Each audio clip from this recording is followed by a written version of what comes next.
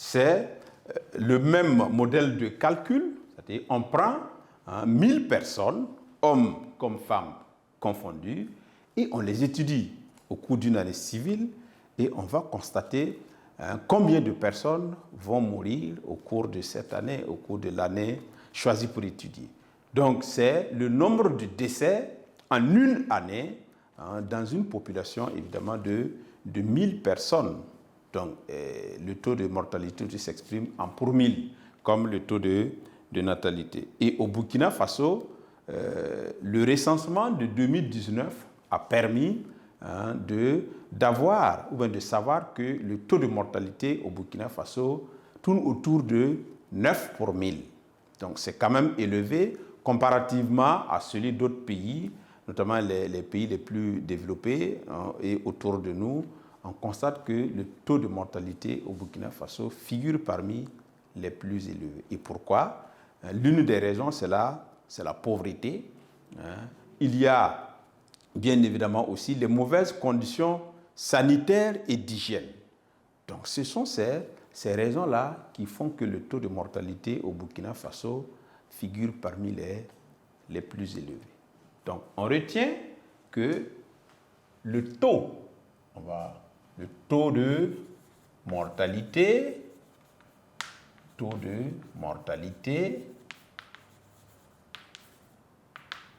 est le nombre de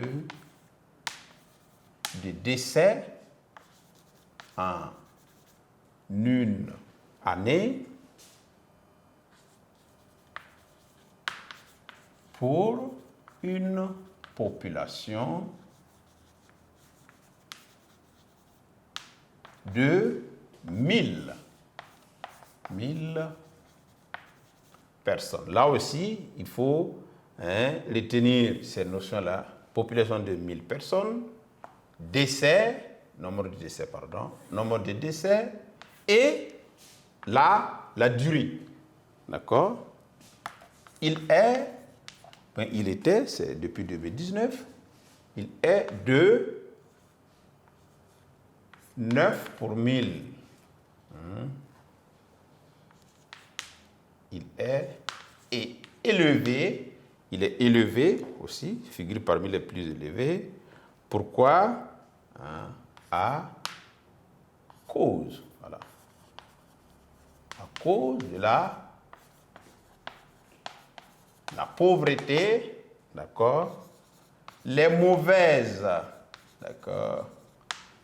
conditions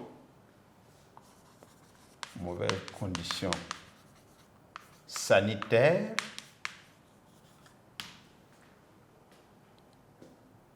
et d'hygiène. Voilà.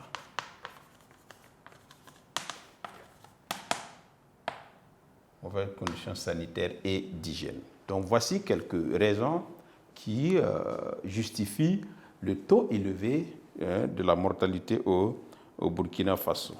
Et on poursuit avec le dernier point du grand 2, le taux d'accroissement naturel.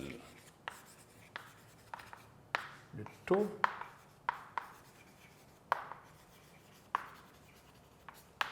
d'accroissement naturel.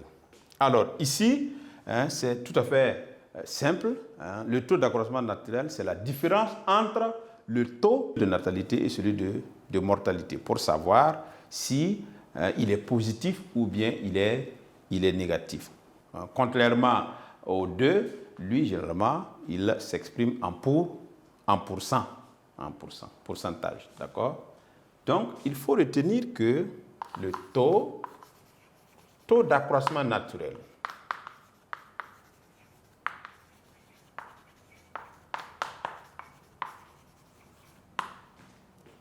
est, bien entendu, la différence entre le taux de natalité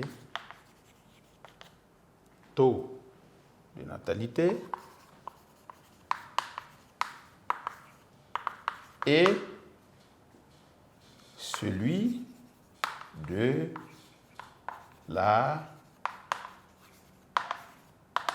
la mortalité. Il est de,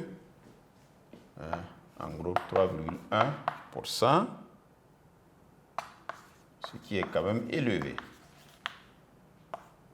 Ce qui est élevé. Alors, le taux d'accroissement naturel est différent du taux d'accroissement d'une population de façon précise. Parce que lorsqu'on parle d'accroissement naturel, ça permet de ne pas inclure les migrations.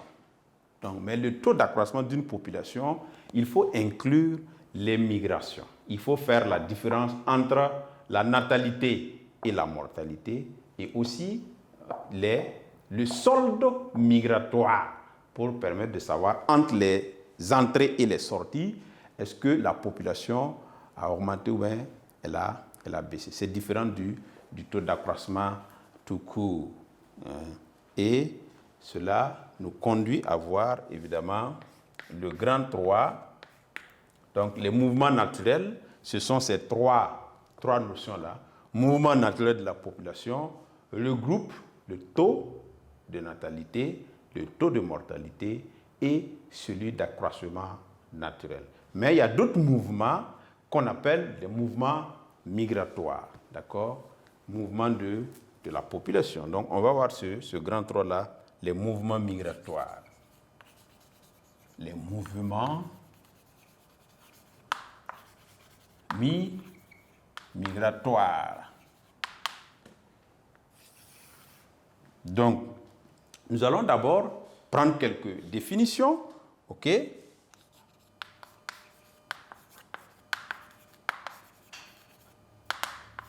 Alors, au niveau des définitions, nous allons retenir ce que c'est qu'une migration, de façon générale. Donc, pour ne pas rentrer trop en détail, on appelle migration les déplacements de la population d'un endroit vers un autre endroit, d'accord, d'une zone A vers une autre zone B, d'accord. Maintenant, les spécialistes incluent généralement la durée. Il faut que le monsieur puisse quand même vivre au moins 6 mois dans son nouveau local, dans sa nouvelle région, pour être considéré évidemment comme un immigré selon la position ou bien un immigré. Mais nous n'allons pas rentrer dans ces détails.